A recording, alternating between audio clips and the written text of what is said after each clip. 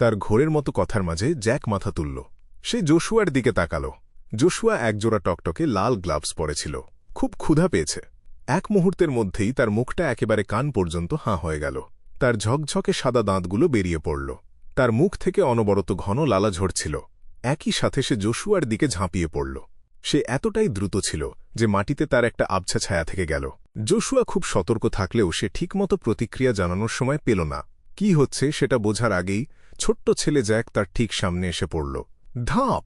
হলুদ চুলের অবয়বটা যেন একটা অদৃশ্য দেয়ালে আছড়ে পড়ল। সে জোশুয়ার থেকে ঠিক এক কদম দূরে থেমে গেল। জ্যাক শূন্যেই ভেসে রইল।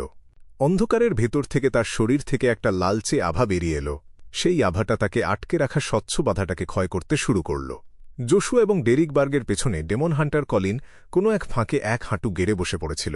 সে তার রূপালী মলম মাখানো তলোয়ারটা মাটিতে গেঁথে দিল। একটু পরেই বেদির চারপাশটা হঠাৎ করেই উজ্জ্বল হয়ে উঠল। মনে হল যেন ভোরের সবচেয়ে খাঁটি আলোর রশ্মি সেখানে এসে পড়েছে। কলিন হঠাৎ করেই তার তলোয়ারটা টেনে তুলল। অদ্ভুতভাবে তার শরীরটা যেন অনেকগুলো ভাগে ভাগ হয়ে গেল। তার অনেকগুলো ছায়া বেদির চারপাশে ছড়িয়ে পড়ল। প্রতিটা ছায়ামূর্তি একই সাথে তাদের হাতের তলোয়ারটা উঁচিয়ে ধরল। আশেপাশের ভোরের আলোর সাথে মিশে সেটা একটা উজ্জ্বল আভা ছড়িয়ে দিল। শোঁ শোঁ শোঁ! একের পর এক তলোয়ার সামনের দিকে ধেয়ে গেল। চারপাশ থেকে ভোরের আলো এসে জ্যাকের দিকে জড়ো হল। আলোটা তাকে মাঝখানে গোল করে ঘিরে ফেলল। উদীয়মান সূর্যের সেই প্রখর আলোয় কালো আর লাল ছায়াগুলো খুব দ্রুতই মিলিয়ে যেতে শুরু করল। ঝড়ের মতো সেই আক্রমণের মুখে তারা পুরোপুরি অদৃশ্য হয়ে গেল। বেদিটা যে ভূগর্ভস্থ হলঘরে ছিল সেখানকার আলোটা অস্বাভাবিক রকম উজ্জ্বল হয়ে উঠল। আলোটা এতটাই বেশি ছিল যে ডেরিক বাধ্য হয়ে নিজের চোখ বন্ধ করে ফেলল। হঠাৎ একটা ঝাঁকুনি খেয়ে ডেরিকের ঘুম ভেঙে গেল। সে দেখল তার সামনে একটা ক্যাম্প ফায়ার শান্তভাবে জ্বলছে। তার দলের সঙ্গীরা খুব মনোযোগ দিয়ে ক্যাম্প পাহারা দিচ্ছে। ডেমন হান্টার কলিন একটা পাথরের পিলারের পাশে বাবু হয়ে বসেছিল। সে চোখ খুলে গম্ভীর গলায় বলল, আমরা 50 বার বজ্রপাতের পর রওনা হব। এ কথা শুনে ডেরিক আকাশের দিকে তাকাল। সে দেখল যে বজ্রপাতের পরিমাণ খুব একটা বাড়েনি। এই পুরো জায়গাটা জুড়ে শুধু অন্ধকার আর অন্ধকার। যে শহরে তারা পৌঁছাতে যাচ্ছে এবং ফলেন ক্রিয়েটরের মন্দিরের কথা ভেবে তার একটু নার্ভাস লাগতে শুরু করল।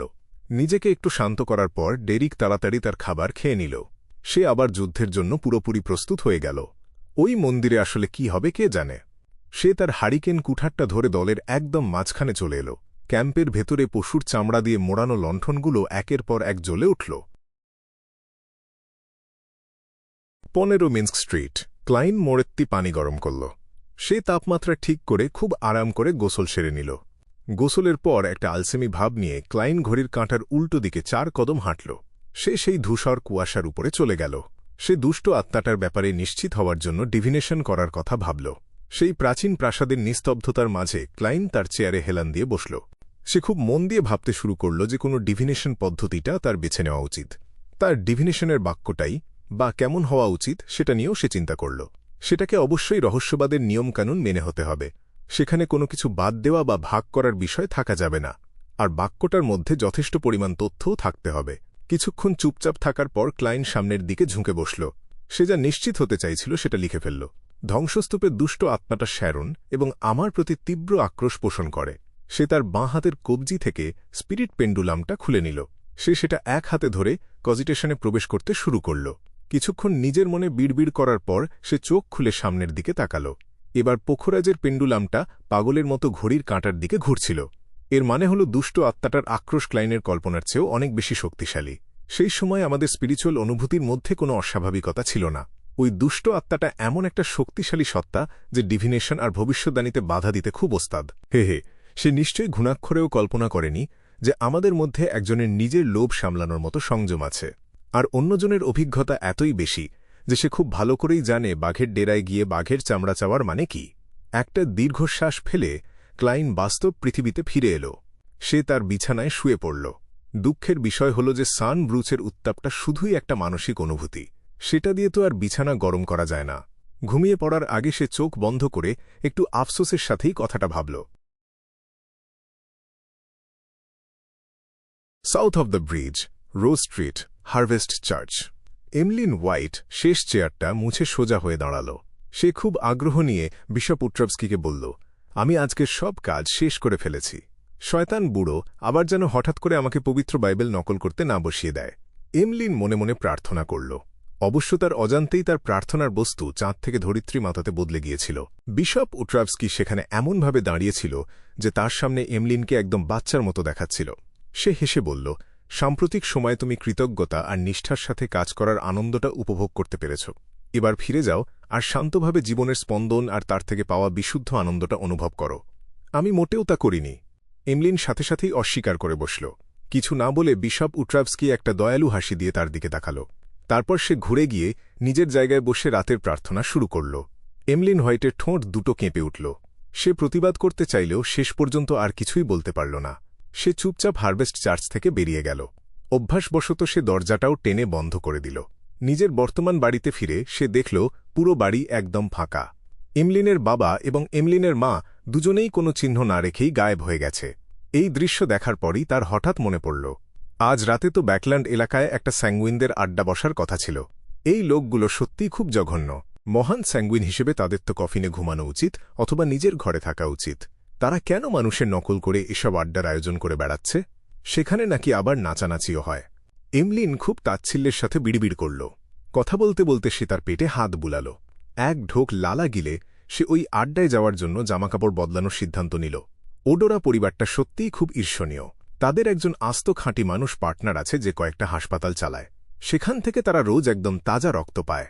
তারা যখন খুশি, যত খুশি রক্ত খেতে পারে। এমলিন তার কালো টপ হ্যাটটা মাথায় পড়ে খুব দ্রুত ঘর থেকে বেরিয়ে গেল। ওয়েস্ট বড় এলাকার একটা ঝলমলে আলোয় সাজানো ভিলা। এমলিন একটা টকটকে লাল তরল ভর্তি গ্লাস তুলে নিল। সে খুব ক্ষুধার্তের মতো সেখান থেকে বড় এক চুমুক খেল। এটা সত্যিই খুব যত্ন করে বেছে নেওয়া হয়েছে। সে তার চোখ অর্ধেক বন্ধ করে ফেলল। একদম মন থেকে প্রশংসা করে সে একটা দীর্ঘশ্বাস ছাড়ল। সেই মুহূর্তে ডান্স ফ্লোরে সুদর্শন পুরুষ আর সুন্দরী নারীরা নাচছিল। তারা রোমান্টিক মিউজিকের তালে তালে ঘুরছিল আর একে অপরের সাথে ধীর পায়ে পা মেলাচ্ছিল। এসবের আসলে কোনো মানে আছে? এমলিন দোতলার রেলিংয়ের ধারে দাঁড়িয়েছিল। সে নিচে তার স্বজাতিদের দিকে তাকিয়ে কথাটা বলল। পৃথিবীর সবচেয়ে বড় শহর হিসেবে এই ব্যাকল্যান্ডে প্রচুর ভ্যাম্পায়ারের বাস ছিল। তারা সমাজের সব স্তরে লুকিয়েছিল। তারা পুরোপুরি মানুষের সাথে মিলেমিশে গিয়েছিল। আর যারা নিজেদের ধ্বংসাত্মক প্রবৃত্তি আর রক্তের তৃষ্ণা নিয়ন্ত্রণ করতে পারত না, তাদের ব্যাপারে অন্য ব্যবস্থা নেওয়া হতো। তাদেরকে হয়তো গভীর পাহাড়ের কোনো দুর্গে পাঠিয়ে দেওয়া হতো, না হলে নাইট হক বা অন্য কোনো অফিসিয়াল বিয়ন্ডার সংস্থা যেন কোনো সূত্র খুঁজে না পায়, সেজন্য আগেই তাদের সরিয়ে দেওয়া হতো। এমলিন তার স্বজাতিদের দিকে তাকিয়ে দেখল, রাত বাড়ার সাথে সাথে তাদের উচ্ছ্বাস আরও বাড়ছে। তার মনে হতে লাগল যে এই লোকগুলোর সাথে তার আসলে কোনো মিলই নেই। ঠিক সেই মুহূর্তে আজকের এই আয়োজনের মূল হোতা কসমি ওডোরা তার দিকে এগিয়ে এলো। তার হাতে একটা মদের গ্লাস ছিল। সে হেসে জিজ্ঞেস করল, আজ রাতের মদটা তোমার কেমন লাগল? অবশ্যই দারুণ। এর মালিক বেশ অল্প বয়সী আর তার জীবনী শক্তিও প্রচুর।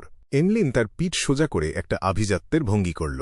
দেখতে কসমি ওডোরাকে একজন খুব ভদ্র মধ্যবয়সী জেন্টলম্যান মনে হতো, কিন্তু এমলিন জানত যে তার বয়স আসলে 200 বছরেরও বেশি। সে একসময় ইন্টিসে রোজেল গুস্তাভের শাসনকাল নিজের চোখে দেখেছিল। এরপর সে লোয়েন সাম্রাজ্যে চলে আসে, কারণ সে সেখানে অনেক বেশি দিন বেঁচে ছিল। তার ভয় ছিল যে হয়তো প্রতিবেশীরা তার ব্যাপারে কোনো সন্দেহ করে বসবে। এমলিনের প্রশংসা শুনে সে হেসে বলল, হ্যাঁ, এর মালিক একজন তরুণী। তাকে এক চোর ছুরি দিয়ে আঘাত করেছিল আর সে প্রায় মারাই যাচ্ছিল। ভাগ্যিস সে আমার দেখা পেয়েছিল। আর সুস্থ হয়ে ওঠার জন্য এটা তাকে দাম হিসেবে চোকাতেই হবে। তুমি চাইলে ওই দিকের মদটার স্বাদও চেখে দেখতে পারো, আর ওই পাশেরটাও ট্রাই করতে পারো। এগুলোর মালিক যথাক্রমে বালাম আর ফেইন পটারের মানুষ। এগুলোর স্বাদও বেশ আলাদা। ফেইন পটার, ধরিত্রী মাতা।